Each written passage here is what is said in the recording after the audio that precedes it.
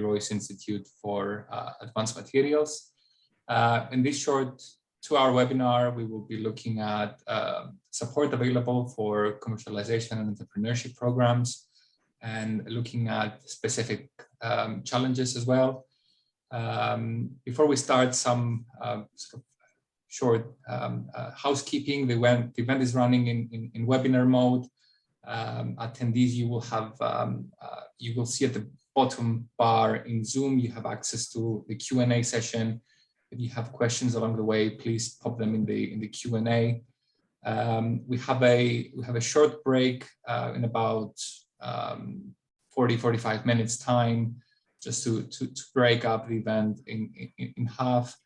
And can I now introduce Martin Carroll, who will be sort of managing the event along the way, for a brief introduction and then to lead on. Martin? Hi, yes, thank you, Thanasis. Good morning, everybody. I've been working with Thanasis really around this particular event for a little while, so really excited to have everybody on it. Like we said, we are recording it for people to have a look at later, but maybe can't join us right now. And there will be some interactive sort of couple of polls going on during the event, so hopefully you'll get those and you can respond to those. That will very much help us with understanding the priorities for the audience here. So I'm not going to introduce all of the speakers. I'll ask them to do that as they speak. But I'd like to start now by asking Professor Phil Withers to kick us off. Go ahead, Phil. Okay, thank you very much. It's a great pleasure to be at this meeting, and I was last night. I'm still at the Royal Society, but last night I was listening to George Freeman, Secretary of State for Science, Research and Innovation, and he was talking as an ex-venture capitalist with great passion about the need for to generate the next generation of entrepreneurs and innovators. And so it's really great to be able to welcome you to this meeting, and to give you just a very short bit of background into into the Henry Royce Institute, and hopefully also how the Henry Royce Institute might help you as you set about your ideas and thoughts for entrepreneurship and innovation. So the Henry Royce Institute was originally set up in 2016 to help to develop and capitalize on the UK's world-leading excellence in advanced materials research. We really are one of the world leaders in terms of the development of materials and new materials systems. And the Royce has a number of partners. So we have a series of partners located across the UK, from in fact from an affiliated partner, Strathclyde in the north, down to Oxford and Imperial College in the south. But anyone can access the facilities and capabilities of the Royce. So we're a national institute with a regional footprint.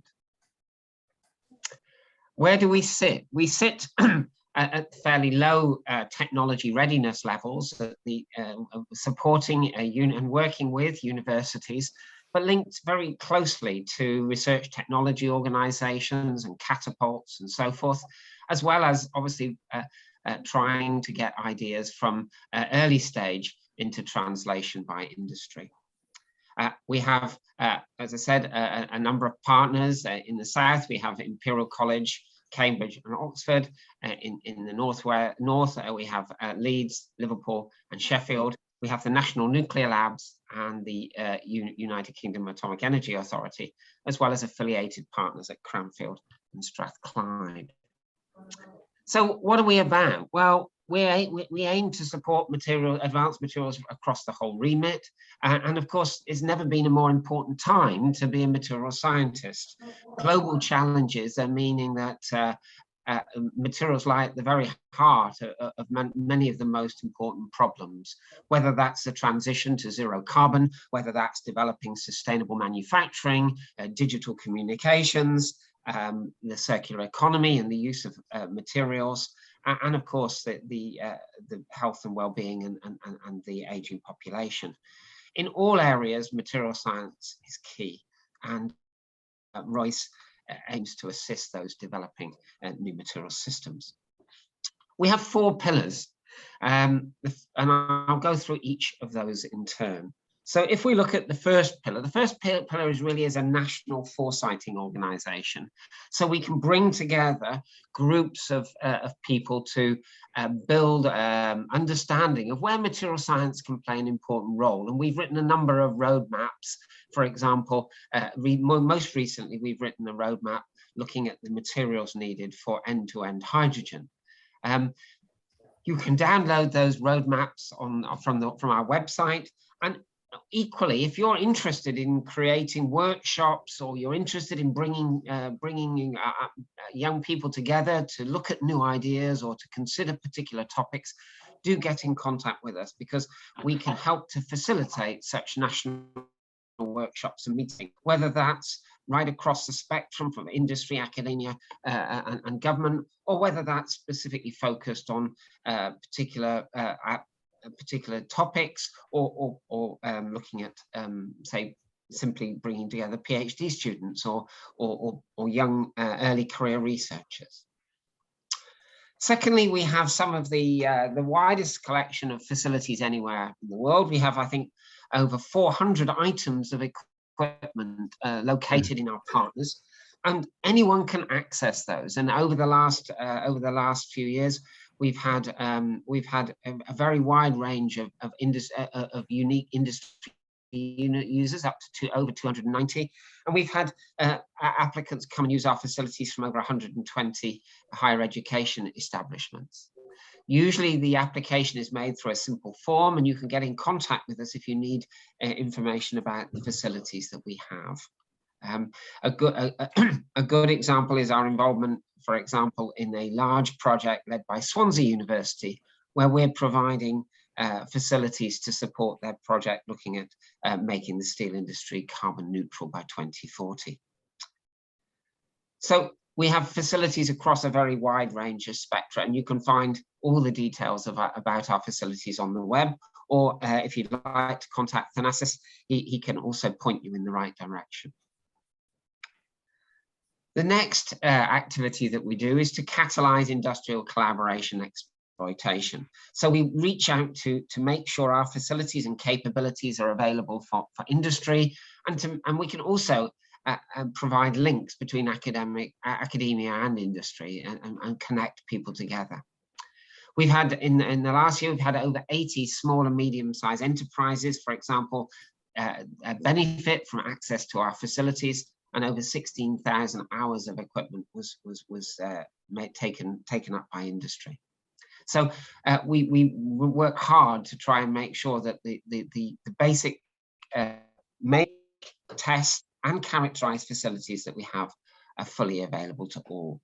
A good example here is how Wayland Additive Manufacturing were able to access our facilities within Sheffield to support their development of a new metal e-beam additive system. And finally, we support PhD students and skills development. And so we have a student access scheme, so that any student in the UK can apply to have access to facilities across the partners.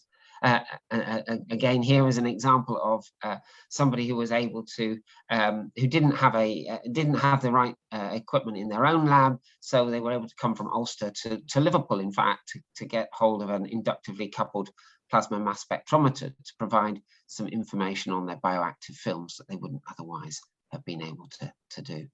And of course, moving to another institute to access equipment is a really good way of sharing knowledge and gaining experience. So not only does it benefit you in terms of access to facilities, but it also benefits you in terms of widening your partnerships and your collaborations. So it may be that you're only just beginning to think about entrepreneurship and innovation, but do please bear in mind that the Royce is there to help you as you develop your ideas and to make sure that you're able to accelerate those ideas. We have a whole range of research and business engagement managers, as I mentioned. Thanasis, who's on the call, is one of them, and we can put you in contact with the right person if you need advice or you need access. I hope that has given you a little bit of an introduction to the role of the ROIS and its place in the UK. It is open to all, as I said, and I hope that I hope you will enjoy today's session, and that you'll bear us in mind as hopefully you go forward with ideas for entrepreneurship and innovation. I wish you all the very best, and I look forward to a day which is on paper looks to be really quite exciting, and I hope I will have a chance to meet up with you sometime later. Thank you. That's great, Phil. Thank you very much for that introduction. We'll move swiftly on. Time is of the essence. I'd like to just introduce the next section of the talk, just to talk a bit more about the journey from academia to innovation and entrepreneurship. So Dr. Anna Basu from Cromec will talk to us for a few minutes here. Go ahead, Anna. Thank you very much, and good morning and good evening, because I see somebody's from Australia. So it's a real pleasure to be speaking, and I'm going to probably talk a little bit about, very shortly introduce myself, a little bit about the company that I actually am very fortunate to run, and then a little bit about the journey and the bits that I feel are very important in those early entrepreneurship journeys and early sort of stages of businesses, and then growing from there. So I'm Anna Basu. I am the chief executive, founding chief executive of Cromec, which is a company, it's a UK and US company listed in the UK markets, and started life as a spin out from University of Durham. So my personal background, I grew up in India, and after my first graduation, went into my lifelong dream of working in our family business back in India in material science. Within a few years, I realized that that's not where I wanted to spend my entire life. So the only elegant way of really making that transition was to become a student again. So I came to the UK, did an engineering degree, ended up working for Invensys in the northeast of England, and by happenstance, because Invensys was moving in their operation there in China, I ended up doing a PhD in physics in Durham. And again, my journey has been slightly unconventional. So after my PhD, I had a job in investment banking, and then I went traveling. And during that traveling, the university was trying to spin this business out. I was contacted, and lock, stock, barrel, I came back to the northeast of England. And here I am sitting in Sedgefield in the headquarters of Cromec today, after 19 years of coming back to the UK after my travels. So what does Cromec do? Cromec really started off, as I say, in the university labs. So I was the first employee. So I always say I had the real ability to call myself a chief executive from day one. And Cromec, our vision is to enhance the quality of life and save life through through detection technology solutions. And we apply principally two detection solutions, both material-based, in two segments of market. One we call advanced imaging, which is primarily in medical imaging, security screening and industrial imaging, and the other, what we call the chemical, biological, radiological, and nuclear market, or the CBRN detection market, where we provide sort of end user handheld, very smart radiation detectors and increasingly pathogen detectors, airborne pathogen detectors. So our products really spans application from, patients being scanned for detection of early stages of cancer, to explosives being scanned in airport scanners, to looking for unwanted material in food packaging. So on the advanced imaging side, it's all about identification of material, and there the commercialization of the technology we used was a semiconductor material technology called cadmium zinc telluride, and we are the world's only independent sort of company making cadmium zinc telluride, starting from crystal growth into complete detection solution products. On the CBRN side, really our products are protecting assets, infrastructure, cities, ports and borders against the movement of nuclear material, mainly used by security services and military personnel and others.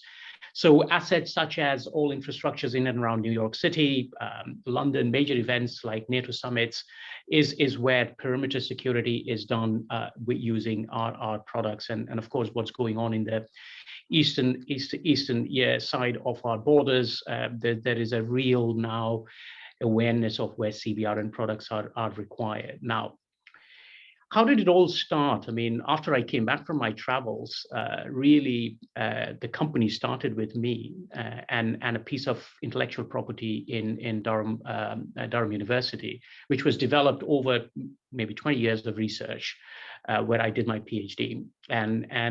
So the spin out happened in 2003, when spin outs and early stage startups were not really in as developed as the infrastructure today exists. So it was an interesting journey. So along the journey, I call myself as perhaps the storyteller of the company. So as an entrepreneur, few things that one has to learn and have to do. And I think those are the key learnings, if I look back over the 19 years that I take from it. First of all, it's to create a vision, because ultimately, when you start with a piece of technology or a piece of idea or a piece of intellectual property, it's still not applied. So all the company has on day one is an ability to convince a lot of people, and that includes a whole range of people, from investors to new employees to customers to the world to partners, that is a relevant idea. And that's where innovation comes in. Innovation, in simple terms, the way I describe innovation is it is all about matching of what is required to what is possible, ultimately. So universities, research institutes are converting money into science, money into knowledge, and innovation is really the other half of the cycle, where that knowledge is transferred back into money through usable product services, meeting a need, a market need. So what are the few things that are critical in really scaling up in success? First is, of course, a market and a technology that serves a market and meets a demand or an existing unmet need. And that is absolutely crucial. And people talk a lot about gaps in the market. I think the important piece that I learned over the years is really whether, once you identify a gap in the market, whether there is a market within that gap. As we all know, there's an obvious gap in the automotive industry for three-wheel vehicles, but really that market probably doesn't exist. So it's a simple way of looking at, if there is an unmet need, do we have something to offer that can meet that need, and is it solving somebody's problem in a way that the problem needs to be solved? So that's absolutely vital. The next big piece that I've learned over the years is companies, businesses are all about people, and it is people, not only your team, but people that surrounds a business, going from again shareholders to suppliers to partners, to whether academic partners or commercial partners, customers. Customers ultimately pays the bill. So customers are somebody that are very, very important and remains at the core of any business. But ultimately, it is the team which are critical, because even if you have the best technology, best idea, best product, or the best service, and if there is a need, if there is no execution, if there is no team to execute that, it becomes very difficult, and it's almost certain not to be successful if the team dynamics is not right. And in particular, in the very early stages, when each team member probably represents 20-25% of your company, it's a big thing. So even today, I actually try and sit in as many interviews of recruitment as possible, because we are still pretty small. We are about 200 people in the company. And I always say to everybody coming in that you're 0.5% of the company. And so every action one takes has got a real meaningful outcome for the company itself. The third, of course, is really financing, because and I think this is a debate, and this is something you learn along the way about how you finance. There's many different ways of financing, and I think looking back over the last 20 years, when I started off, what existed as infrastructure, what existed as advice, and what exists today is very different. So it's much more well organized, much better. Advices are available in terms of capability. So, but finances are extremely important.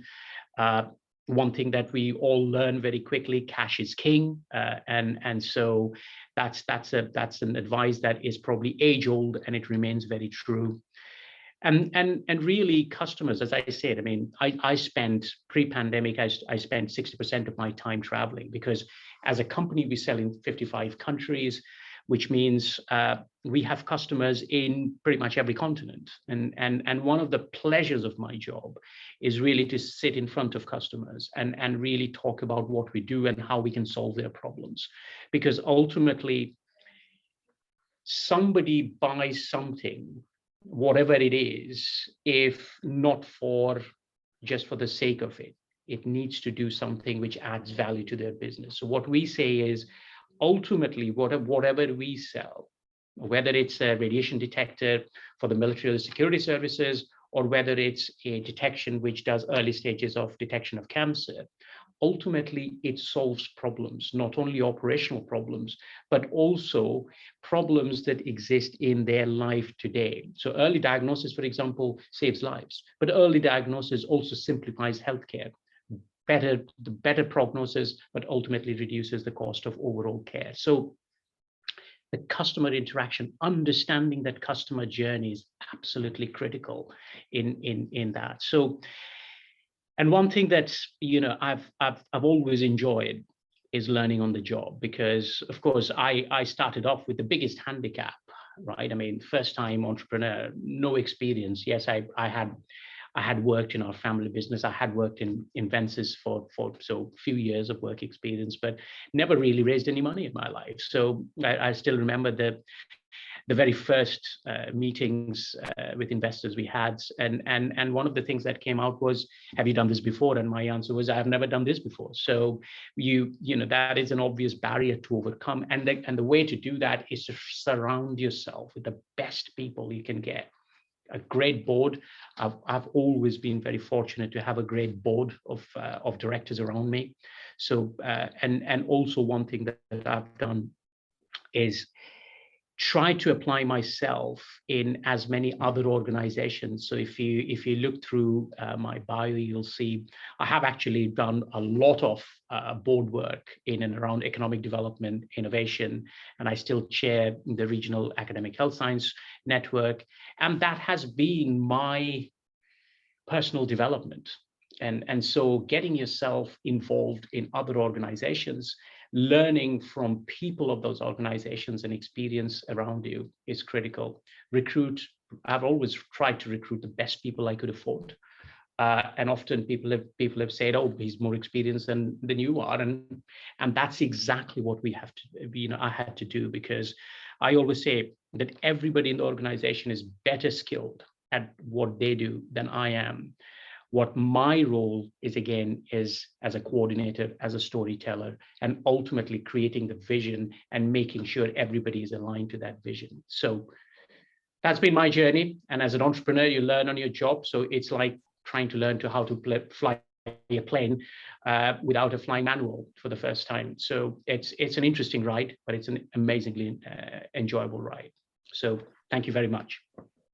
Oh, no, thank you. That's a fascinating talk, and I really enjoyed some of the analogies you made, and obviously your focus on customers and understanding customers is really very, very important. So appreciate your insight and your time today. Thank you very much. Pleasure. we'll move on to the next section. So Arnab's talked about obviously his journey, which has been somewhat longer and to a different level than the next group who are kind of starting out, shall we say. So we've got two speakers next who have recently become entrepreneurs from an academic background quite recently. So I'll let them introduce themselves. But Jonathan, would you like to speak next? Sure. So hello everybody. My name is Dr. Jonathan Bean. I'll sort of give a bit of an introduction about myself and what I'm doing and how I kind of got into entrepreneurship and the new ecosystem which is available now to potential entrepreneurs willing to spin out companies and change the world. So for me, I think the sort of spark of entrepreneurship started when I was an undergraduate. So looking back about 10 years now, where I was studying physics in Sussex University, and I became very passionate about sort of theoretical physics and predictive analysis and machine learning and all of these kind of new technologies which were sort of new to me at the time. And the thing I kind of observed was that in a lot of cases there was a feeling that people sort of did not know how to use these in order to affect areas in material science, chemistry, and other things like this. And so I sort of took it upon myself to learn as much as I physically could about these areas to potentially apply them into new areas which we've seen in the last sort of 20 years around advancements in drug discovery. So there's an amazing company called Exscientia, and they recently listed on the Nasdaq exchange, and they essentially have discovered drugs super rapidly. And so from my undergraduate degree, I moved to York University, which is where I did my PhD, mostly focused around semiconductor devices. So the essence of the project was, can we build much more efficient semiconductor devices to reduce energy consumption of modern day computers?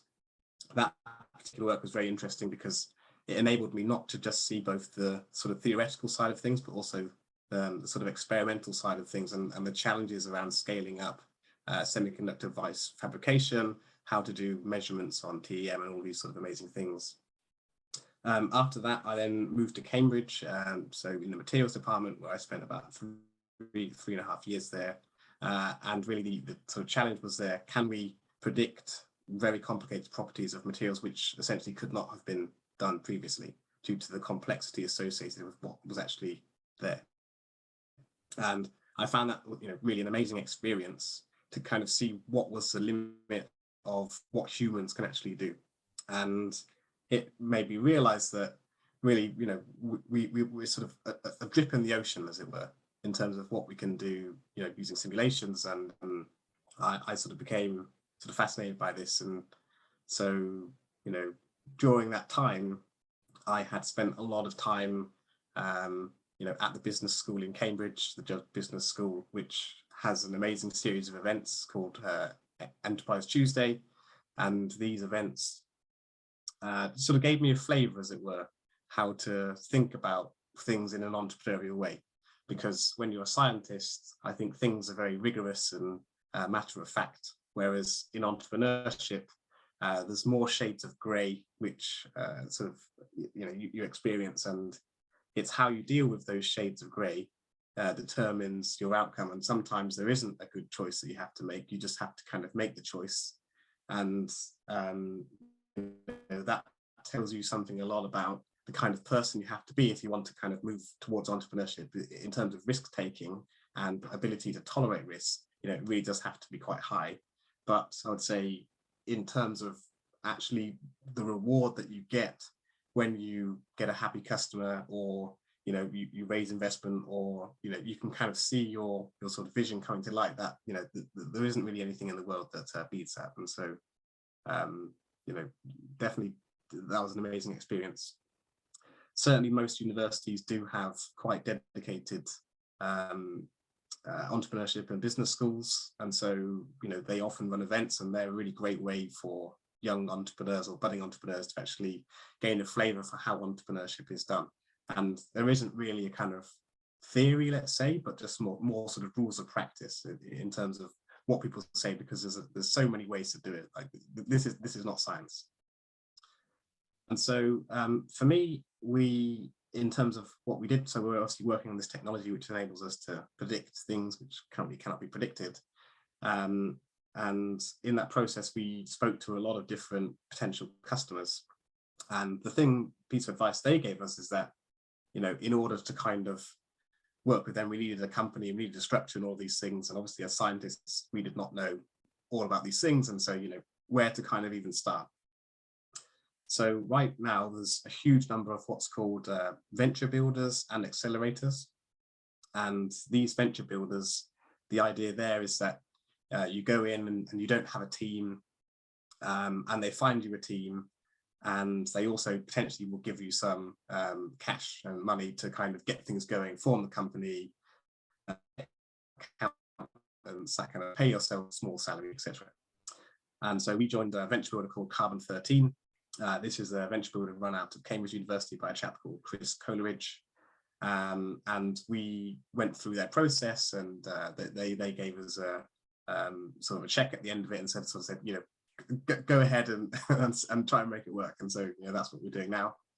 But there's other accelerators around, such as Entrepreneur First, based in London. They also have a number of other locations.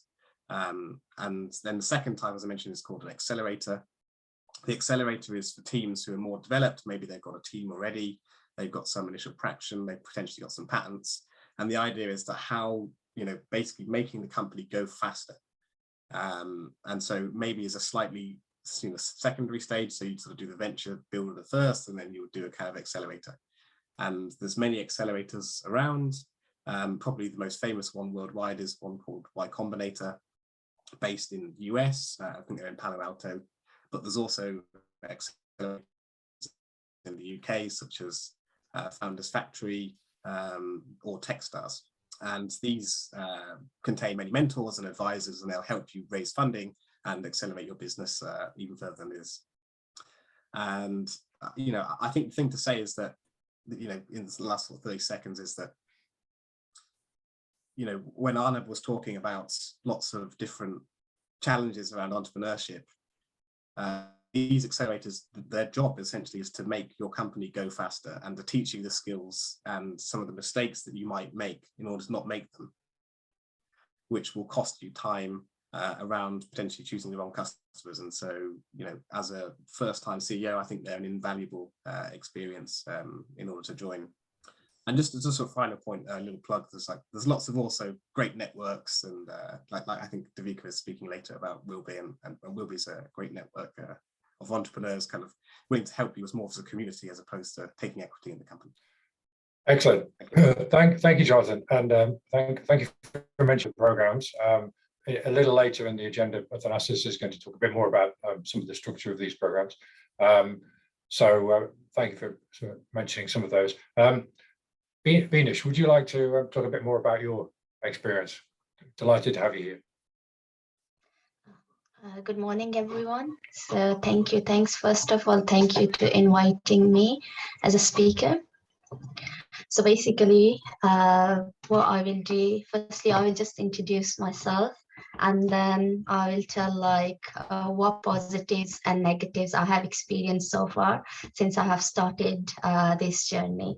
So myself, Dr. Beanish Sadiq, originally I came from Kashmir, Pakistan, and basically when I came with an idea to do undergrad degree, and after that I was like, I will just do a job in industry and then I will be done. So it's just like that sort of career. I decided to go with it. But when I came to UK and when I was doing my undergrad degree, so then I have received offer to do PhD from my supervisor are from academics, and then because they have noticed I have interest for research, but at that time I have decided I need to work in industry. So straight away after finishing my undergrad degree, I worked in industry, and over there I have developed number of products, and those products are in market.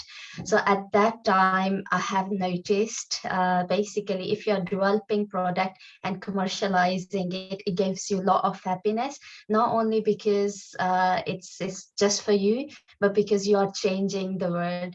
So then I decided to go my PhD. I started my PhD at University of Manchester. So basically what happens when I started my PhD, like most of PhD students, I never thought entrepreneurship is an option. So when I started my PhD, the vision I had was like, I will publish papers in Nature and I will just do hard work for 2.5 years. And then I'll write up my thesis, at least 3 papers in Nature, and then I'll become a bright academic. I never thought about like I will go with entrepreneurship. So I worked really hard for 2.5 years, but unfortunately I didn't publish any paper. My PhD was really nice, smooth. I got a lot of results, so everything was excellent. But obviously there was, if you are doing PhD, then there are lots of things for publication you needed. But what happened then, even that, we were a group of students, for example, we were friends when we used to sit together, the discussion we had, and unfortunately still now lots of PhD students, they have this sort of discussion. So they sit and they say, if you're bright, you will go to academia. If you're okay, then you will go to industry. So at that time I decided, okay, I'll become postdoc. And after, when I was writing up my PhD thesis, then I have applied for a job at University of Birmingham. Unfortunately, straight away, that was my first application and I was successful, and I got a postdoc offer. And what I did, I submitted my PhD thesis like within 3 years. And then when I started postdoc position, within 3 months, I have realized this is not what I want to do, because when you work as a postdoc, there are a number of things you have to follow, because if you are funded by grant, for example, you have to go with a straight line. Okay, if this is the project, you will work. And unfortunately, because in academia the focus is more on publication, not on commercialization side of product. And I had experience in industry, and from my industrial experience I know that if you are developing something that has 50 steps to prepare, and if it's just small dressing and it will cost you around 400 or 500 pounds, then you won't be able to commercialize it. And at that point I have decided, and now forget about smartness, what you just need to go like what you like. So then I incorporated my company in October 2018. I was still correcting my PhD thesis. And then I incorporated company in October 2018, but my focus was just to finish my PhD summit, basically done my correction. And then in February 2019, basically when I started properly start working on it, and the challenge I have faced was, for example, for myself, if you want to commercialize, if you want to do something, basically what you need to do, unfortunately, you should have some people on your back. If you're just on your own, then it's quite difficult. So for me, the challenge was the lab space. So I emailed around 50. So I told them I will work free for you. So just give me a lab space so I can develop something, some product, because I have this idea, and then I will go for competition. But unfortunately, I didn't get a positive response, obviously, because for me still, I mean, although there lots of work has been done in academia, lots of supervisors, they are interested in commercialization, but still they believe publication is a key for success. So for me, then what I did, I went back to my company where I used to work after finishing my undergrad degree, And then what they did, they helped me, and I got really small prototype of my product. And then I applied for venture further. Before I applied for another competition, Imagine If, but I performed really bad over there because I didn't understand the business term. Because when you work when you're a PhD student, you don't learn lots of things about commercialization, and especially students like myself who just believe they want to become academic. So then for example, they ask me question, what are the benchmark for your product? And I was like, okay, benchmark what? So literally there was so confusion, and I didn't answer anything that was related to business. And then what I did, I got mentor who has experience in business. And fortunately, what I have noticed in industry, people love to help you. If you say something, they give you your time, and they will want you to be successful. Then those mentors helped me to understand about business. And then when I applied for venture further, fortunately I won the first prize in technology category. It was May 2019, and from there I got seed funding.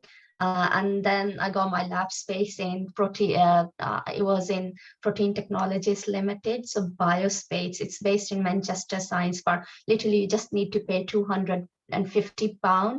So it was the money I can afford to pay and can do my experimental work. And then from there, another thing I have learned, because if you are in medical industry, my product was more about medical, but what I learned, medical product takes around 5 to 10 years if you want to bring them into market. So my idea was, if I want to survive, then we should start generating revenue as soon as possible. I realized our hydrogel, basically, it has potential in agriculture, and there was a market gap at that time. Because peat, for example, it's not environmentally viable option, and the market is around 5 billion. And then I was like, why not this hydrogel substrate to replace peat? And fortunately, then again, I applied for Ali and Harari Graphene Enterprise Award, and I was runner-up for that. So I got 20K, but obviously you can't survive on 30K for 1 year. But then I decided to apply for Innovate grant. So first funding when I applied, it was completely rejection. So this is another thing I learned. Lots of rejection you will have, but just don't take it, just learn it from it. So there is a thing I used to hear that rejection is just one step to go there. So this is what I have learned from this. And then I got Innovate UK 1 million, and after that, now we recently got 3.5 million private investment, and now we are 17 people in our company. We are working with growers around the world. So for me, this is just a small journey. Thank you. Thanks. Okay. Well, brilliant. Thank you so much. That's a great insight of highs and lows and such a journey. So thank you very much for sharing that. It's fascinating and all very, very valuable for everybody on the call to hear that. Just in the interest of time, we're going to move on to the next section. Thanasis, go ahead. Great. Thanks a lot so far to the speakers. It was really interesting to hear their sort of real world perspective of how it is to be an entrepreneur and what is useful, and how to learn from your mistakes and keep going. So really the purpose of my talk really is to give you a very brief flavor of the commercialization journey, and that will be really touching upon a few areas. So the first one is, why should we commercialize materials at all? Outline a very high level process. I would appreciate that this is just an outline, not the sort of Bible, so to speak. And then outline some of the support that is available around us and how you can go about in finding this. So the first one is that, why should we commercialize advanced materials at all? So I think the answer is fairly obvious. So materials are at the heart of our physical world. whether it's a composite on a plane, whether it's a catalyst, whether it's a new membrane for filtering water. New materials really, they make up our physical world, and new material capabilities, they unlock new applications and new ways to interact and generate new processes. And if we could pick just one of our grand challenges, I think most people will tend to choose climate change and global warming. So this is something that is in the core mission of the Royce as well, in that we are advanced materials for a sustainable world, because global warming and climate change, they're sort of universally acknowledged not to be a sort of simple risk, but rather a sort of existential threat for us. And it's sort of shared across the world, not least by this quote by Sir David Attenborough. And you will all be familiar with several efforts to reduce global warming and reduce emissions. One important technology, for example, is using renewables, using fuel cells, electrolyzers, converting power to hydrogen, and then hydrogen back to power. And there are a huge sort of buzzing industry in the so-called clean tech space.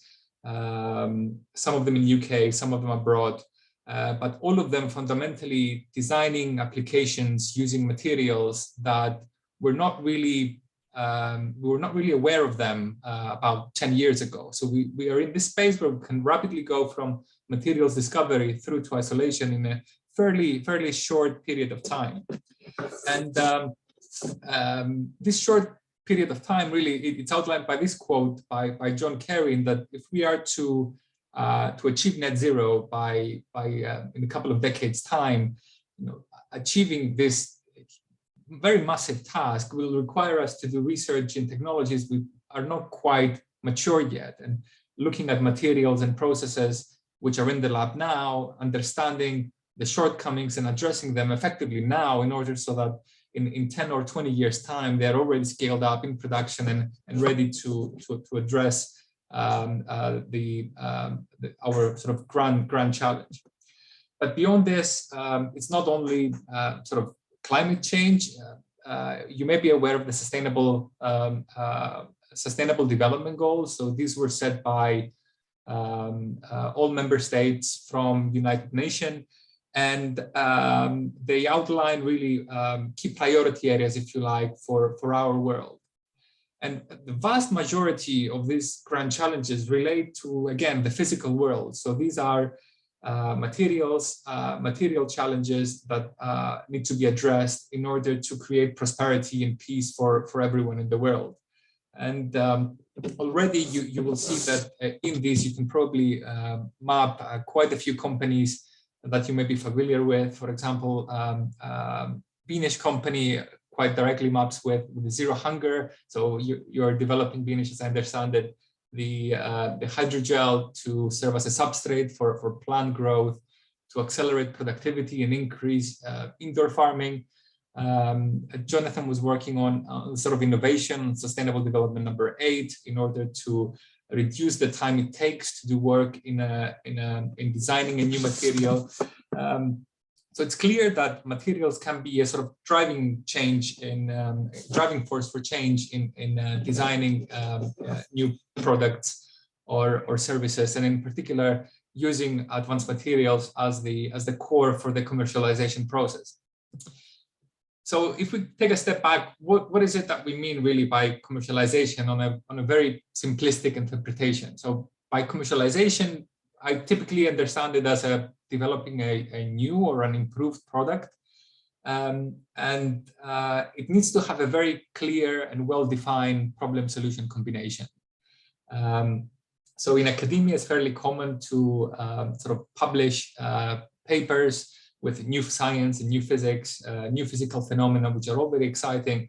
But when we talk about commercialization, this combination of problem-solution is very important, and it needs to be further validated by a proposed customer. So a proposed customer needs to validate that this problem solution combination is indeed important and it's better, cheaper, higher yield, or faster than it's what already available. And as a bonus, really, this solution that you can offer, you're the only one effectively that you can offer it. Of course, advanced materials commercialization is a little bit different than in other disciplines, and this is because commercializing materials is quite difficult. And as you would imagine, there is a significant amount of literature studying why advanced materials commercialization is hard. So on the left-hand side here, you see a short paper. It was published a few years ago in Nature Materials. And it outlines really the core problems, if you like, of materials commercialization, on what makes them so difficult to commercialize. And the core problems are really the following here. It typically takes a long time to develop your material to the stage where there is a clear value proposition and a clear value add for a specific customer. Once you do that, you probably need high capital costs, so either new equipment relating to the production, or it could be perhaps custom-made machinery in order to allow you to achieve your material production or the incorporation of the material into the product. And last but not least, these last two, I think they're the most critical, is that there is a high amount of technological and market uncertainty. So even if you do achieve to hit your benchmarks, it's still not clear that the market will be ready for you to sell your product. And this combination of these three factors, really, they're not really found in other industries. So in software, for example, commercialization times are much quicker because you effectively need a laptop and the server on the cloud. But in materials, you really need access to facilities, you need access to expertise, so it does take longer. So it's quite important to build awareness on the processes, on the methodologies used to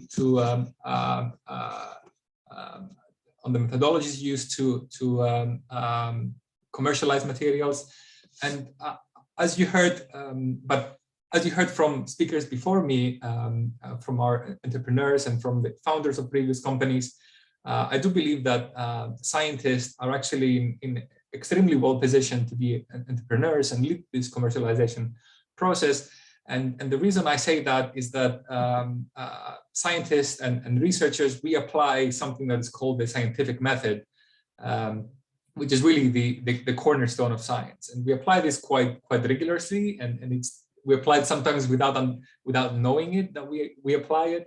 And it's this feedback loop on this right-hand side of forming an observation, researching an area, forming a hypothesis, testing it, analyzing, reporting the conclusion. And this effectively uncovers new research areas, and it allows people to generally become an expert in an area by applying this method. And outside of science, you can probably apply it in other fields as well. In medicine, doctors, for example, apply it to diagnose patients. Engineers apply it to fix engines. So it's a sort of common loop that allows us to apply a sort of rigorous process towards an ongoing task. So let's see if we can translate this onto something that looks like a process for commercialization. So this is not set in stone. There will be variations of this, but on a very high level, it's something that it will give you sort of back of the book, back of the envelope way to test ideas. So it all starts with the problem and the need for a solution. So we need to have a very well-defined problem solution, and just having a piece of science is not sufficient. It needs to be a well-defined problem-solution combination. We need a metric to find out how many people have this problem solution. And this links back to identifying the gap in the market that we've heard earlier. Then we need to determine the value of the solution, so that, okay, there is a gap, but will actually people pay for it? So the tricycles was a very good example. So there is a gap, but it's unlikely people will be able to want to pay for that solution. Next is try and build a very light branding prototype. So prototype is perhaps the wrong word. So this can be a data sheet. It can be a 3D render of sort of what it does on a very basic level, something that people will be able to look at and sort of visualize on what it is that it will do. Next up is to get actual commitment from customers. So committed orders are always good. It demonstrates to yourself that you have a problem that is worth solving and that customers are willing to pay you for it. Next, you can actually go ahead and build it, build the product, allocate resource to it and build it. Then we can start looking at mass marketing, selling effectively, and then gets to the area where you start reiterating the success and really learning from the process, launching new products, and investing more and more resources into this stage. So great, and now we have a high-level process. I must also say that there are certain terminologies which are used in this journey that you would probably come across. So we talk about this early stage of trying to identify the problem and the need as conducting market research. The second stage is probably something like technical feasibility or developing a minimum viable product or MVP. Sometimes also called product development or industrial research. Further down, you would call it finding product market fit. So this is where you have a solution that you can sell, which you know that there is a market for. You can establish your business model. That is how the company will bring in revenue and become profitable. And this last stage, which is on a very basic level, is scaling. A different way of categorizing these different stages is by looking at the business stage or the funding stage of the company, and we would call this the early stage of the company being in the sort of pre-seed stage, followed by a seed stage. That's where you start forming really a product or something that looks like a product, followed by Series A of the company, and really this series funding rounds, they can go on for as long as you can demonstrate that there is a need to do so. The most I've seen from public companies is probably Deliveroo. They had gone up to Series H, I believe, and their Series H funding round was in 2021. And for context, Deliveroo was founded in 2013. So some 8 years later, they still required a significant resource in order to scale their business. So along the way, you would need also quite significant resources. So you would need to understand how to do market research and quantify how market research is done in order to make meaningful insights and not really deviate from proper methodologies. Most likely, you would also need access to expertise and facilities. Money is always useful, either grant funding or loan funding or equity funding or investor cash. So pitching for investment, preparing proposals will come in very, very useful. Having a mentor, ability to hire a team and leading a team is another important element of this. Finding a business mentor, identifying and protecting intellectual property, managing supply chains and manufacturing. So it quite becomes fairly complex as it goes along. So you might be wondering, okay, this looks fairly complex at this stage. Where is it best to start? And that question is actually non-trivial. It's non-trivial because it depends. It depends on where you are as an individual in your journey. You might recall that during the event sign up, we had a little survey as you were signing up for the event, really to understand where the audience interest levels are in regards to commercialization. And you see in this chart here that some of you already have ideas for spin-outs. Quite a few people are interested in career development opportunities, in core entrepreneurial skills development, and some people are really not really thought about much beyond research, and that's fine. So different people are at different stages. That's why it's important to be aware of the different resources around you, and identifying support that is right for you. And there is lots of support around us. So as I said, business stages, they span quite different levels. For the sake of this event being an introductory event, and knowing that most of the people on the call really work on, are interested in skills development, we will be focusing on the programs on this lower left-hand side. And this lower left-hand side, it's typically discovery, training, and skills development. They're typically sort of short duration programs, typically by universities or technology transfer offices, or by really independent organizations. And they have remit really to create awareness for entrepreneurial thinking, and really embed some of the core tools and core ideas that are needed to start the commercialization process. Some of them, they might span from a few days, others to a few weeks, all the way up to a few months. And as you would imagine, the longer duration of the program, the deeper the dive in the business case, in the fundamentals, in the customer development, in the guidance on how to pitch for investment and preparing the business case.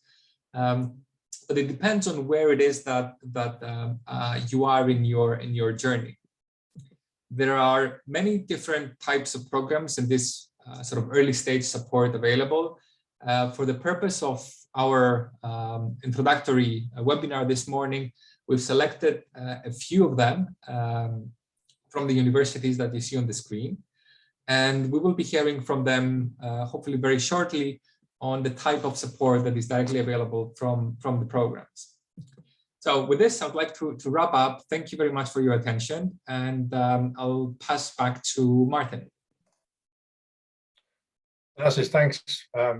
Thanks for that.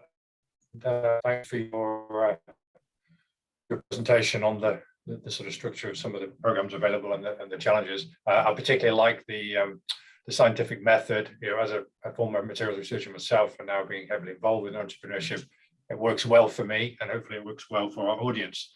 We're going to move to the next stage now, which, as Thanasis says, you'll hear from some of the providers of entrepreneurship programs, small and large, within some of the partner institutions of the Royce and elsewhere, and in private organizations.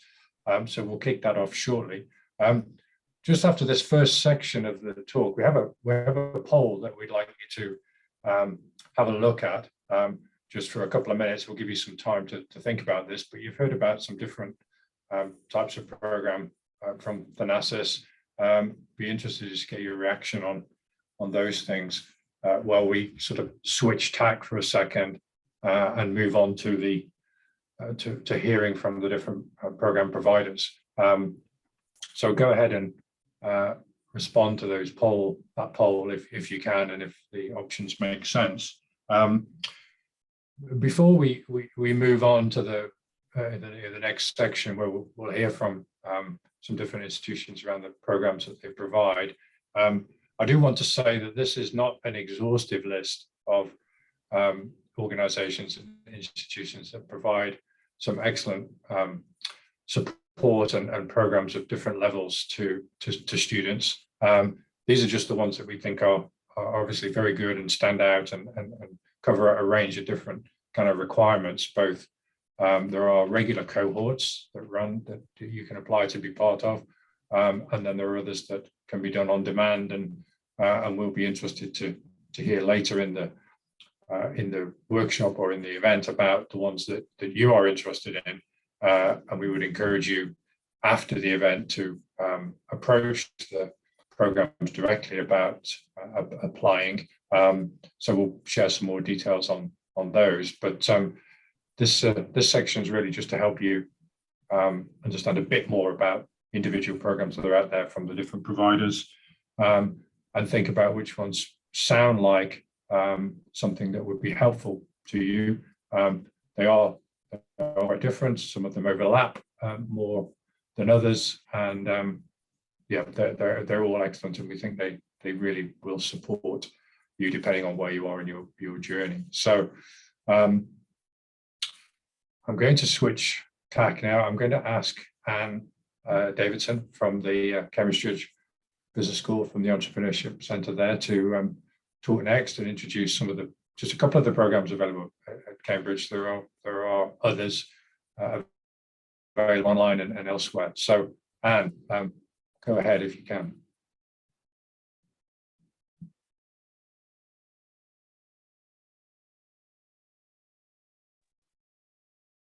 We can't hear you, Anne. Can you hear me? Can you hear me? Yeah, we can hear you now. Oh, you think after 2 years I'd learned to take myself off mute? A rookie error. Go ahead. So thank you for this opportunity to talk to you a little bit about two of our programs, Ignite and Enterprise Tech. I'm also joined this call by Ignite's program manager, Ira Thompson. But I just want to spend the next few minutes picking up on one of our flagship programs, which is Ignite. It is running face-to-face this year, 38th of July at the Cambridge Georgiou Business School. It's been running for 21 years. It's a great opportunity. And you're very twangy. I don't know whether it's just me, but we have delegates from can't... around 18 to 20 countries, and it's aimed particularly. Can you hear me? Is that better? Keep going. I think it's got better. Yes. Hello? We can hear you. We can hear you. We lost you for a little while, but Hello? go ahead. Okay. Go ahead.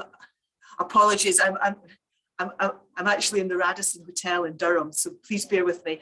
And it's aimed at students, researchers, scientists, really, I think, picking up on innovation. They've think I have something, and who are looking to start looking towards working towards proof of concept. All that front end stuff where you're starting to think a little bit about being really clear about the problem that my research might solve, being very clear about the opportunity in the market. And for entrepreneurs who have a minimum viable product, it's also aimed at companies who want to develop a new product or service or spin out a new business. And this is the format. Just to give you an overview of the 5 days, it's immersive. We like people to stay in Cambridge when they're doing it to get the maximum benefit from it. And we have a number of key sessions throughout the week where we're really getting you to make that switch from scientist to founder of a startup. And I think I was really interested to hear about the scientific method being applied to commercialization. And that's really what the 5 days do. They take you through actually identifying the impact that your idea could have in the marketplace. What is that market? What is the size of it? We then start to look at how you start to wrap some business architecture around your idea.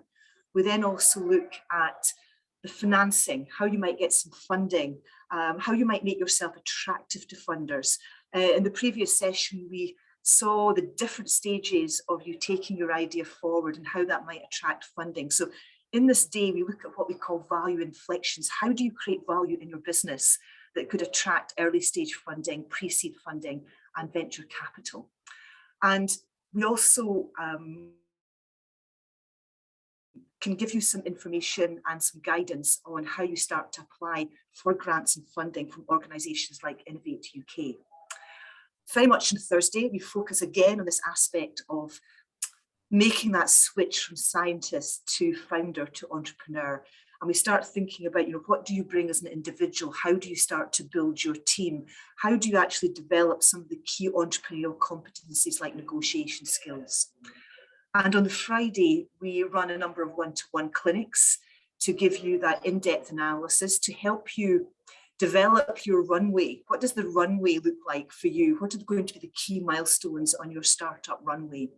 And also a key part of that Friday session is we're also looking at giving you the opportunity to pitch. And that's pitching to a panel of experts from a number of different sectors, funders included. and they're going to give you some feedback on your idea and help you identify those next steps. If you like, think of your pitch on that Friday as one of your first prototypes. You're going to pitch your idea and get some feedback on it next steps. And you'll see running along the bottom of that slide is mentor sessions.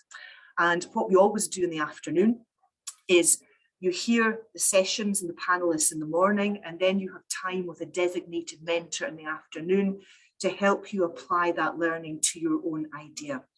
And you build up through the course of 5 days to develop a business model, a business plan, have an indication of the size of your market, and then to pitch that and get feedback and develop a clear runway going forward.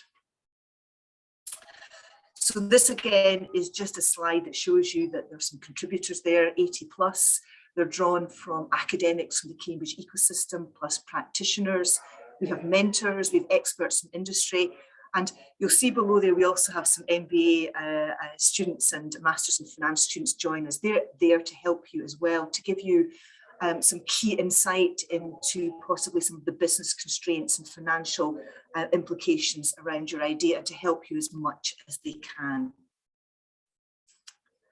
So again, I don't want to read this slide out. The slides are going to be made available, but this is one of the founders of Poro Technologies. He's a materials science, and he came to Ignite with very limited business know-how. So I think, again, if you read through this, it probably sums up what I think Ignite can do. It can help you make that transition up, armed with some tools and techniques that you can take out there beyond the Ignite programme itself. Again, just another testimonial that you can see from one of the past Ignite alumni. And I think some key things there: marketing strategy, business model, understanding financials and fundings. I saw from the poll earlier, a lot of you were looking to gain entrepreneurial skills. That's certainly something that Ignite does. And again, it's not just Ignite. You leave with tools and techniques that you can use at a future date beyond the lifespan of Ignite. So this is just a slide in terms of how to apply to Ignite in 2022. We have got the early bird discount. We haven't given you much time to do that, but I'm just going to leave that slide up just for a little bit longer, because obviously it's got the QR code there. But if you're going to use this QR code, or if you want to email ignite@jbs.cam.ac.uk, we will send you out a copy of that brochure. How it works is you put an application in. It's relatively straightforward, but we do like to know what stage your idea is at. And then we'll have an interview with you. It's very informal. The purpose of having an interview with you is to make sure that we can align you with the right mentors and the right industry experts at Ignite. It's not a test, if you like. We just want to make sure that making an investment in Ignite is right for you.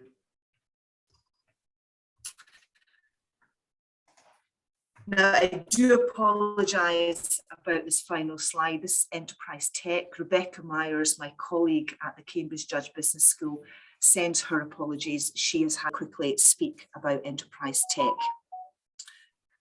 This is just a link that you can go on and download some information about Ignite. This is a group of people taking part in Enterprise Tech. And Enterprise Tech is aimed at postdocs and early researchers who want to dip their toe into the world of entrepreneurship. It is for people who are interested in working in diverse teams to take an idea from an innovator who's maybe unsure how to commercialize it. Maybe it's a company who's had a patent on its books for some time, is unsure what to do with it. And basically you work in entrepreneurial teams to explore the commercial possibilities in that idea and how it might go to market. It's also of interest to maybe some innovators out there who would like to tap in to a group of 5 to 6 postdocs working on their idea to examine and explore the possibilities of commercialization.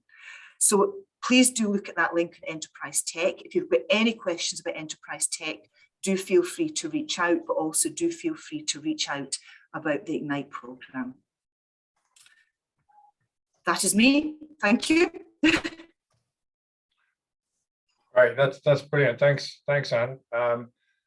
I think we're going to have Tim next from Accenture, but before we go into Tim, yes, the Enterprise Tech program is very interesting. There are lots of different ways to be involved with it, which is important, I think, for us to recognize.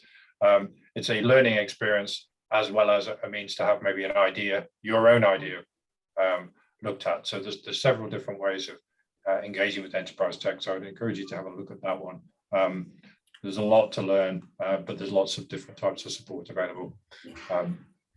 Okay, so Tim, go ahead. If you could introduce yourself, that would be great. All right, thank you. I'm just going to get my slides up. Okay, hopefully you can see my slides now. Right, well, thank you, Henry Royce Institute, for giving us the opportunity to introduce to your group the Auxentia Venture Build or OVB program. My name is Tim Hart and I'm Development Director here at Auxentia. For those of you who don't know, Auxentia developed out of the University of Oxford's Technology Transfer Office 18 years ago now. And for those of you perhaps who are not millennials, you might have heard of ISIS Enterprise, which is what we used to be called before we changed our name for obvious reasons back in 2017. Our work is very international. We've supported innovators and ecosystem stakeholders in over 70 countries on most continents of the world. What we do is a range of innovation management consulting work to the public and the private sector. We design and deliver training and mentoring programs for academic entrepreneurs and various accelerator programs for the academic and the private sector. What we want to introduce to you today is the OVB, the Auxentia Venture Build program. And just over a year ago now, we took a long, hard look at our own experience, not just in the UK, but internationally, and following consultation with many stakeholders across the spin-out value chain. We designed for online delivery a national, inclusive and accessible program to provide specialist venture building support for all UK academic institutions. The OVB comprises of 3 elements: explore, advance, and accelerate. And the first 2 elements are only available to you through the Henry Royce Institute. So we're just going to talk about and focus on explore and advance. Explore is a half-day workshop. What it tries to do is upskill the parts that perhaps other programs cannot reach. What it does is it tries to go deep into academic communities to awaken the next generation of entrepreneurs. Advance is a 6 times half-day pre-accelerator program, and it does just one thing. It builds business models. Just a bit more detail about Explore. Explore is designed to develop the skills, the mindset, the behaviors of entrepreneurs that form the foundations of successful academic ventures. But these skills transfer into your research careers and enable you to improve your own research productivity, improve delivery of impact, and enable you to be better researchers. And these are the various elements that we touch on in that half-day workshop. And we start off with motivations. And as a researcher, to innovate and deliver impact from your research is not just about trying to get rich quick. We look at what and why you're driven to innovate, because we believe that the foundations of successful venture building is by starting by knowing yourself. The most powerful aspect. We then move on to mindset. We try to break down the preconceptions and barriers of business and entrepreneurship for the research community. We focus on the skills that underlie entrepreneurship, which are valuable for innovation and research-based careers. We look at the similarities and differences between how academics and entrepreneurs work and how to bring some of those entrepreneurial behaviors into your research work. In communication, we look at some of the fundamental differences in how we communicate as researchers compared to entrepreneurs. For example, how you change the dynamic from being the expert in the room. We introduce you to some critical canvases and tools to help you validate your idea and develop a potential venture. And throughout this workshop, at each stage, we stop to apply the thinking and tools to business scenarios in breakout groups. Just thinking a little bit about Advance, these are the 6 areas that we cover. Each area is accompanied by time with mentors in these 6 half-day sessions. And the most common reason that tech startups fail is because of poor management. The second most common reason that tech startups fail is because they were too busy building something that no one actually wanted. What Advance does is it supports you to walk before you run. It helps you to build validated and robust business models. That's it. Not business plans, not investment plans, just a tried and tested understanding of how you're going to monetize your innovation. Just to give you a flavour of the people behind the programme, there's 25 of us based here in Oxford, but we're linked into a pool of over 150 international tech business mentors we use on various global programmes we run. We're all technical specialists, we all have academic backgrounds, but also experience in industry. People that are particularly relevant perhaps to your sector here, Michael's got a tech background in physical and electrochemistry, spent some time with Frost & Sullivan supporting multinationals with technology trends in the chemical, materials and food sectors. Alex, who leads a lot of our HEI work, technical background in chemistry, time in industry, member of the Royal Society of Chemistry Applied Materials Group, and has spent time in the nuclear industry. And Hamish as well, technical background in manufacturing engineering, and has worked in the academic sector as an industry engagement manager in composite materials. I have a background in the life sciences, although my second spin out was in bioengineering. So I represent one of several people that are in the Oxentia group who are experienced academic entrepreneurs. Just to give you a flavour of some of the other academic institutions that we've worked with over the last 18 years in the UK, not just internationally, and also some idea of some of the entrepreneur support programs that we have delivered over pretty much the last decade, both to the startup sector, big focus on supporting academic entrepreneurs. Just one of those programs is a global program that we've been working with the Royal Academy of Engineering. It's the flagship capacity building program for the Newton Fund. This is a program that we have delivered supporting over 1,200 mainly academic entrepreneurs across the world. These people have gone on to raise $80 million. They've created over 1,800 jobs now. So the impact of some of the work that we've been doing, particularly on this international program, is a great example. And so why the OVB? We designed this out of an unmet need that we've seen. And Explore supports the development of those skills, which we think are absolutely at the core of successful future venture generation activities and give you skills to transfer into your research careers. Advance builds robust business models. That's it. And the OVB has been designed and delivered by Oxentia based on our experience over the last nearly 2 decades in the UK and across the world, and our expertise in academic entrepreneurship. And that was all I wanted to say. If you're interested in knowing more about the OVB, then please contact the Henry Royce Institute, and we'd be happy to share more details with you. Thank you, Martin. Brilliant, Tim. Thank you. That's spot on time. So I appreciate you keeping it to 9 minutes. I'll ask Devika from Wilby Group to speak next. But thank you, Tim. That's really helpful. That's really clear. I'll talk again about how to follow up what we want the attendees to do after the event for the programs they're interested in, but that's great. Devika, go ahead. Thanks, Martin. I'm just going to share the screen. Can you all see this? Excellent. I'm recovering from a bit of a flu, so please excuse the muffle in my voice.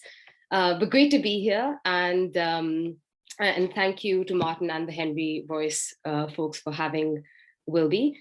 I'm Devika, and I'm the co-founder of Wilby. We're the home for scientist leaders. Just a bit about me. I've spent the past decade in the space of commercialization, mostly frontier, actually all frontier technologies. I started in management consulting, but we can ignore that piece. And then went on to work with Yale's Tech Transfer Office, building companies with them whilst doing my MBA. And then spent 5 years with the Watson team at IBM, which, if you like, was a massive commercialization exercise done at scale. I left at the end of 2018 because I realized that commercializing new technology is best done through the vehicle of startups and best done when led by the experts, the scientists and the technologists themselves, rather than the MBA, if you like. And this is what led me to join forces with my co-founder, Alessandro, who's a former corporate solicitor turned venture builder. And we started Wilby at the end of 2019. In fact, a bulk of what we've been building for the past 2 years was done out of a farm living on the Isle of Wight during COVID. So what is Wilby? We are a venture firm dedicated to entrepreneurial scientists navigating the path beyond academia and enabling science commercialization at scale. How do we do this?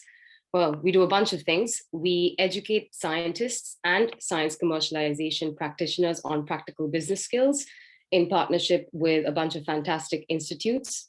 We build companies with some of our fellows who come through the education fellowships that we run. We invest in our companies, invest in our fellows as well, and provide operational and lab infrastructure support to the early stage science ecosystem. We started Wilby based on a very simple set of beliefs. The first being the world needed scientists to solve problems that matter. The second, scientists are the business leaders of our future, which perhaps is a newer talent paradigm. And third, if we are to enable this future, then scientists are being massively underserved in Europe. Well, actually, I think data tells us it's probably globally. And also perhaps why we're all here talking about the very topic today.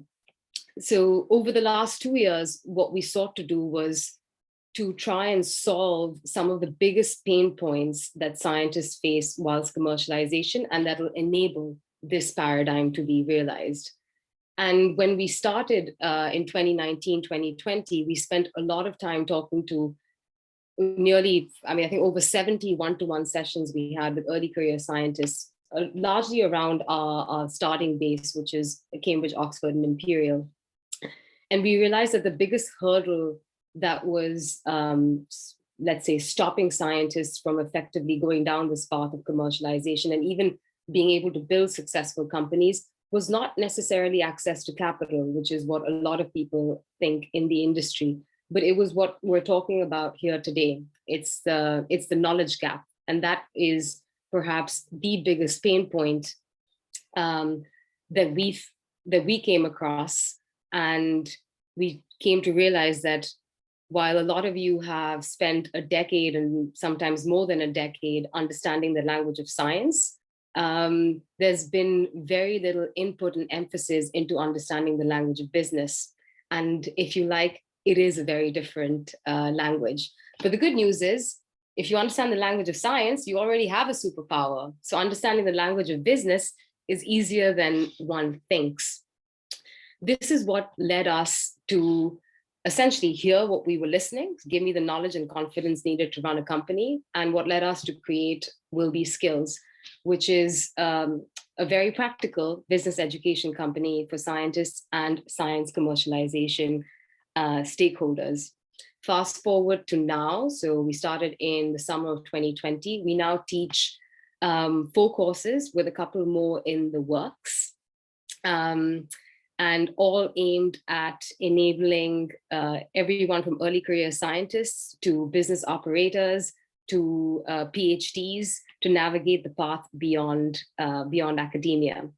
The one in focus for today is BSF, which is our flagship fellowship, which is dedicated to early career scientists, chiefly postdocs, who are interested in entrepreneurship. And we run this alongside our partner institutions, Cambridge, Oxford, and Imperial. And since we started, we've expanded and brought in the Francis Crick Institute, EMBL in Heidelberg, the Max Planck, CERN, Trento, Taltech, Tartu, and a bunch of more institutes across Europe into the fold as well. So a bit more about BSF. Who's it for? Early career scientists, mostly postdocs. And there's a reason for this. I think postdocs are even particularly under-supported when it comes to exploring the skills of entrepreneurship and the path of commercialization. What is it? It's a very intense and practical 4-week online course on all the core business skills needed to be a science founder, and it's run on a quarterly basis. What is the outcome we're looking to achieve? It's really 3. I think the biggest thing that we always emphasize to anyone applying to BSF is that the focus is entirely on you as a researcher and your understanding and ability to do the mindset shift from scientist to founder, and understanding if you can make the mindset shift from converting your research to product. We spent very little time on frameworks such as the Lean Business Canvas, business plans, and things like that, but a lot more on you and your path and your ability to understand at the end of that 4-week journey, is this for me, or do I prefer doing something else? And I think for us, that's probably the biggest outcome that we're looking to gain. Because at the end of the day, all parts are equal. So whether you choose to be a founder, or you choose to join industry, you choose to join a startup, or you choose to remain in academia, all is fair game, as long as you are in the driver's seat, which is really why we created BSF in the first place. So we can give you the know-how, knowledge is power, so that you can make the best decisions possible for your entrepreneurial journey or your careers at large, which is why we do it. The data is telling, if you like. So we launched in summer of 2020 in partnership with Oxford, Cambridge, and Imperial as a free careers training for postdocs. And now we're paid for by these institutions and 7 more. We've run 6 fellowships. We select about 20 to 25 postdocs each class from an application set from anywhere from 50 to 100. We're now running these quarterly. We've grown completely organically. In fact, 50% of our referrals come from our fellows directly, one of whom you also heard from previously, Jonathan. And we've pretty proud that we've got 100 NPS across each fellowship, which is a net promoter score. We're now at a community of 100 strong fellows that are, many of whom come from the UK, but we have quite a few that come from Germany and a few other countries in Europe. And we've got a great teaching body that we've put together in order to run the courses. We pride ourselves in bringing together a fantastic group of instructors, all of whom are former science founders, investors, actually former or current science founders, investors, and operators coming from life sciences, material sciences, and engineering, which makes the course very, very practical over a very quick and short period of time. And so these are the instructors who've taught with us from the very beginning, and they keep coming back again and again. And I think mostly we pride ourselves with this very beautiful community of ambitious scientists. It's a well-knit yet interdisciplinary group of fellows, all working on very exciting research and companies. And the good news is we've started to meet monthly as well, so which provides for a lasting connection even beyond the fellowship, as well as access to ongoing programming that we do at BSF. So with that, I think to be completely practical and concrete, our next fellowship is in summer. Our applications are open. You are welcome to apply. We'd love to hear from you. And if you think you're probably not ready and you want to understand some more, then you can follow our work on Twitter or LinkedIn. And if you want to have a chat with me, then you can just drop me a line. All right. Brilliant. Thank you. Devika, thank you so much. Really great to hear about the program. Hopefully everybody recognizes it's very, very focused on the individual and the scientist role in particular and that journey. So that's very unique from my perspective. So thank you so much. I'm going to ask Eleni to speak next. Eleni's part of the Enterprise Lab team at Imperial, and she's going to talk to us about a couple of programs. Again, I'm going to have to keep it brief, but Eleni, go ahead.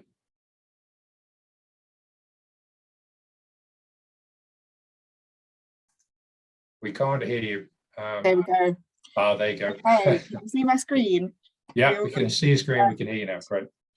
Thank you so much, Martin. And it looks like I'm in really good company. I really enjoy listening to everyone else's presentations as well and seeing what they're doing. So I'm here today to talk about the Imperial Enterprise Lab, more generally Enterprise at Imperial, and how we kind of help both postdocs and just kind of in general the early career researchers. So what do we do at Imperial Enterprise Lab? It's pretty telling. I mean, I don't really need to say anything more than what's on this slide, but we are here for innovators and entrepreneurs at the forefront of technology, looking to solve problems with new innovative solutions.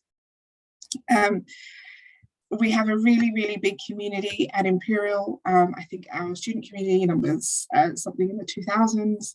Our entrepreneurial student community at the Enterprise Lab numbers in the 2000s.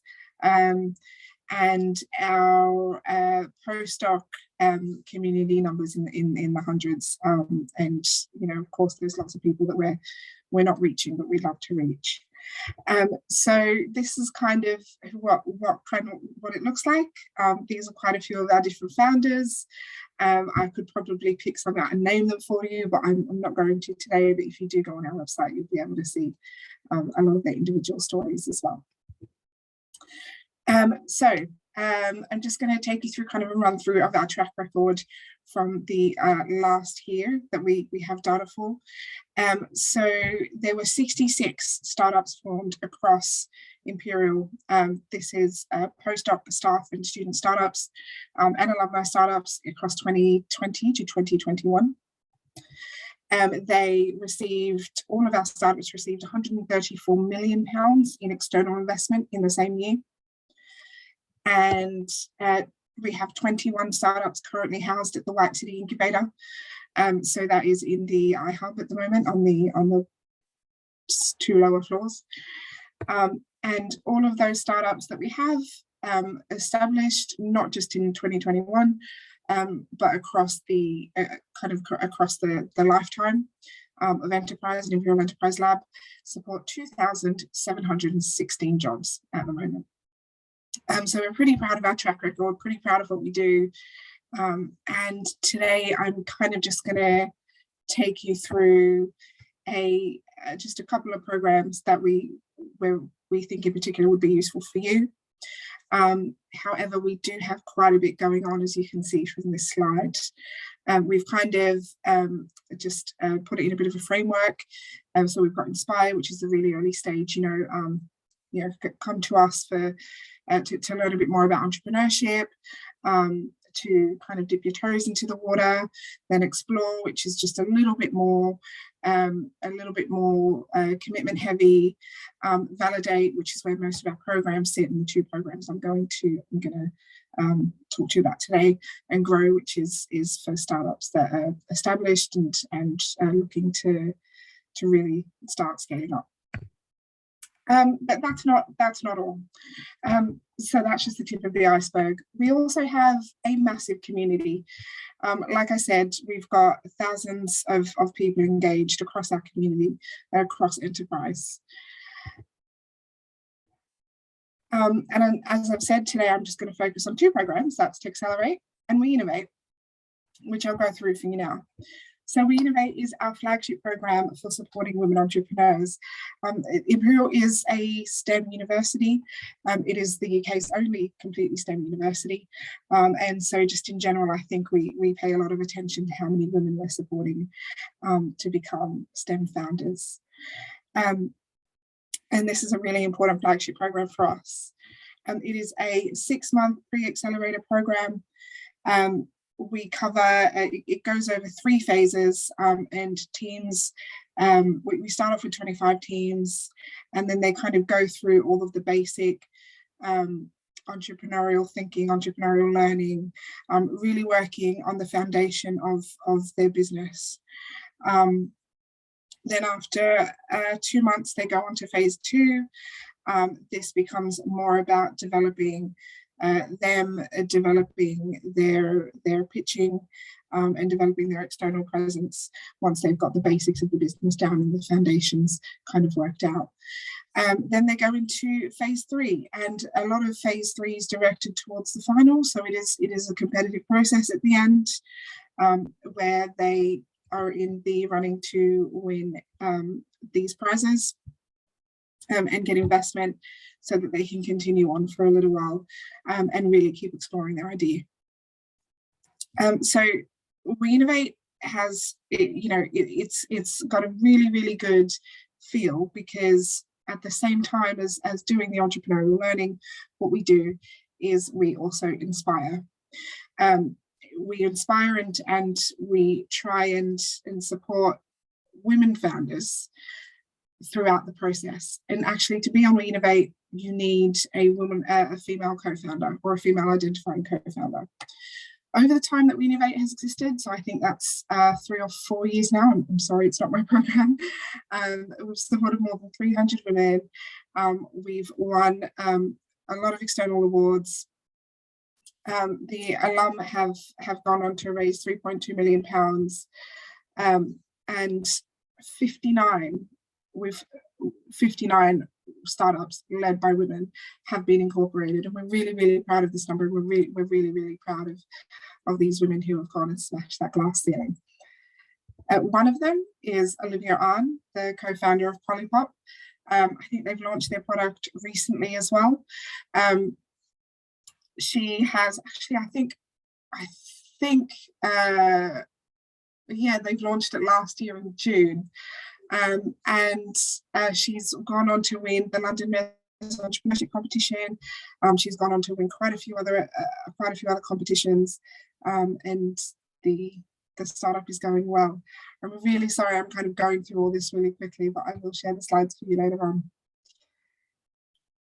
And the second program I want to speak to you about today is the To Accelerate program. Now, hopefully this one will make a bit more sense, because this is my program, so it is really close to my heart. And this, unlike We Innovate, is dedicated to postdocs and early career researchers. So We Innovate does take students as well as ECRs. But this one, purely for early career researchers. Just to sum it up in a sentence, so 3-month market validation program for deep tech ventures. What does that mean? So, as I said, the UK, Imperial College is the UK's only STEM university. We only deal with deep tech. We have a lot of people that are commercializing AI or chemical engineering processes, or medical technologies and things like that. So this is kind of what we focus on. This is our specialty. And the biggest thing, or the biggest success metric at the end that we have is that we want them to find a market. So we want them to know that their business has a future, I guess, and has a business model. The program structure, we kind of go through a few different things over the 3 months. So we have a 5-day boot camp where they go through all the basics, set the foundations. We've also got some bespoke online learning we've developed that they go through in that first month. And after that, it becomes kind of a combination of business coaching one-on-one sessions to develop both the founder and the business, venture review sessions where we bring in expert feedback and we bring in external experts to really talk to them. Sorry, I'm running out of time, I know. And we also kind of bring in the community piece and the support piece by bringing them together about once every few weeks in a town hall. Sorry, Martin. And then to add to that, we do give them grant funding, and where they need to, we give them expert support. This is Nick Moser, who founded Proton DX. I will send this out to you and let you read this later, but again, one of our successes across enterprise that we're really proud of. And yeah, apart from that, we've kind of just got some ways for you to get in contact with us. So like these, which again, we'll send this out to you later. And thank you for listening. And I hope that wasn't too confused. That's great, Elaine. Thank you. Thank you. There's a lot of material there. Like I say, we'll share this. We'll share more resources afterwards to the attendees. Clearly, there's a lot going on in different places. There's a lot of support available, and we can help people navigate to that. So the last speaker, as it were, in terms of the institutions that are providing support that we're highlighting here is Tony Walker from the Masood Entrepreneurship Centre at the Alliance Manchester Business School. Tony, I'm going to have to keep you to 9 minutes, but no, it's absolutely fine. I'll just share my screen.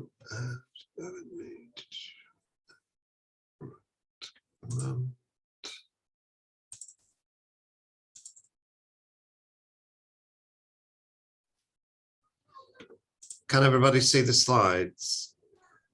No, we can see your file structure at the moment. That's I'll just stop sharing and just do that again. Yeah. Okay. Perfect. Right. Okay.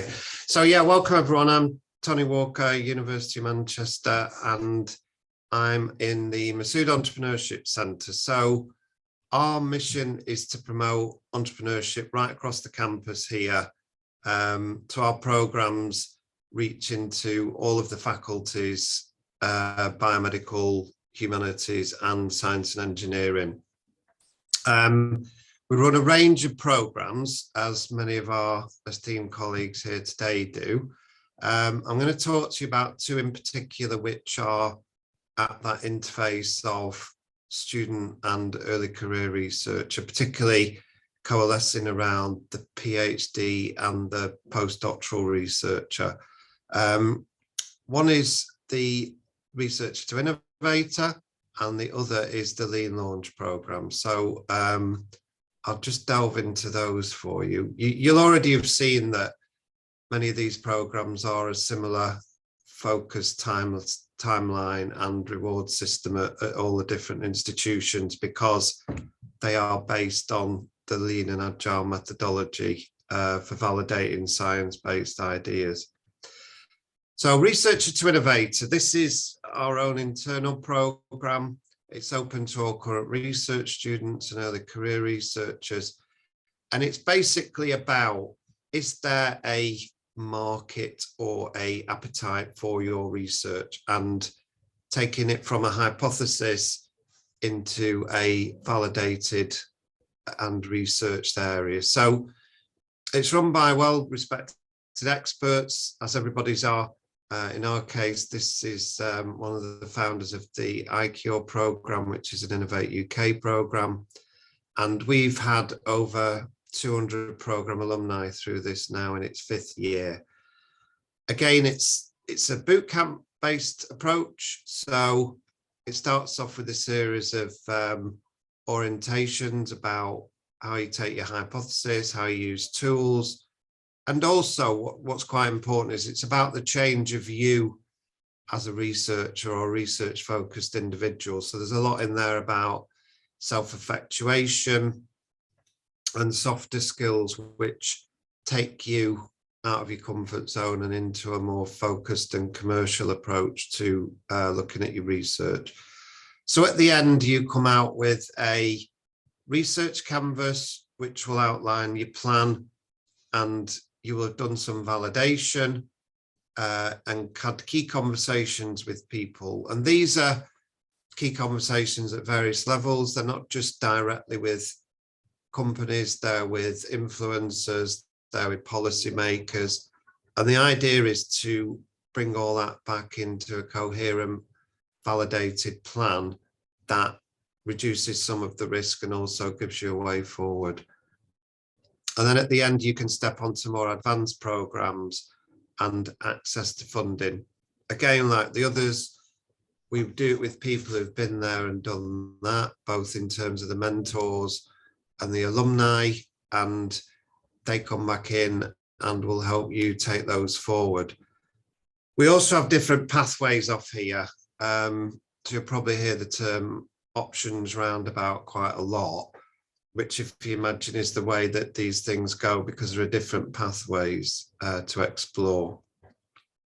So from research to innovator, you may then go on to the Lean Launch Programme. And we operate this in a syndicated way. So in the Northwest, we have Scotland, Ireland, and a number of other northern universities who syndicate these programmes. They generally lead into the Innovate UK iCure programme. So we're all very much focused about getting you to a position where you've got a potential winning application. Again, they start with a boot camp and they'll help you develop your hypothesis of your science. They'll give you methods to talk with people through a verbal business card, as we call it, and a canvas. And then again, you will go on this 10-week validation period where a lot of it's been online, but now things are opening up in terms of trade show and travel. We expect people to go on those more and really be in the places where you think your research or science would have value, and then have those critical conversations with people who can give you feedback and develop your plans for taking that to market or licensing that. And then at the end, we have a series of training for pitching your idea, not just what the slide deck looks like, but also how you actually pitch that yourself. This is particularly helpful for people who aren't naturally able to present, and it gives a lot more credibility and help to that. And then we have the usual assembled experts from funders, stakeholders, investors, academic entrepreneurs, and they will give their view on what might be the best route for you. It could be a spin out, it could be a license, or it could be that you need to do further research and come back round in order to improve it and then come back again when you're ready. Currently attached to this, again, there's funding for market discovery, and we also add in funding for a business advisor to support you. And that's usually a domain expert in the science or technology area you're actually developing in. So let me tell you a bit more about one of our alumni. Ben Dolman was working in the MIB, Interdisciplinary Bioscience. He, through his PhD, developed proprietary technology for improving fermentation and basically greening a lot of the industrial processes used in the personal care and home cleaning products. Ben firstly went on some of our courses. He then won BBSRC Innovator of the Year. He then went on to iCure, secured significant amount of Innovate funding, was introduced to a VC company, and at the same time won the Orange Fellowship. And now he's had over 7 million invested in his company, Holly Firm, and last year they won the Northwest Chemicals Innovation Award. Now I'm employing around 10 people. I'm working with BASF and a number of others. So in a short period of time, less than sort of 5 years, he's gone through the various stages and now launched as an entrepreneur. So just shows the potential pathway and the way these can accelerate things into market. As Martin said, these are all a coalition of the greatest of what we've got in the UK, which is nice to see today. They're not competitive. They are all about raising the game of the critical mass of research expertise we've got, particularly in the Royce. So I think it's encourage you to, whichever one you choose will be the right one. So yeah, thanks very much. Thank you. Thanks, Tony. Right, well, we've just got a few minutes left. We're going to launch another poll just to get a sense from obviously all our attendees as to which of the programs that we've highlighted here, obviously very briefly, are ringing bells or sounding attractive to the audience. It's an important part of this webinar is to be able to help us understand the demand of the Royce community and make sure that we can support it. And that's the reason for this event and events that will follow along this theme. So we've literally just got a few minutes left, so I'll let everybody respond to the poll. But my closing thoughts really and request is that attendees, please, wherever you are, at whatever stage you're at, and whoever you are, there is a lot of support out there. We've highlighted a few things today. Some things are available to students, some things are available to postdocs. So it is a little bit fragmented, but there is a lot of support out there, and we want to be able to help you find the right support. So please use the resources that we've shared and will share after the webinar. If it still doesn't make sense as to where to start, then get in touch with us, and the Royce contact details that you'll receive. But it's really important that we get the right follow-on support for you. There's a lot of interest in being able to do that, and there's a lot of exciting work going on that needs to be commercialized and taken forward. So I hope you've enjoyed the event. I thank the speakers for their time, and there's a lot of very interesting approaches out there, and I'm sure there's something for everybody there, wherever you are.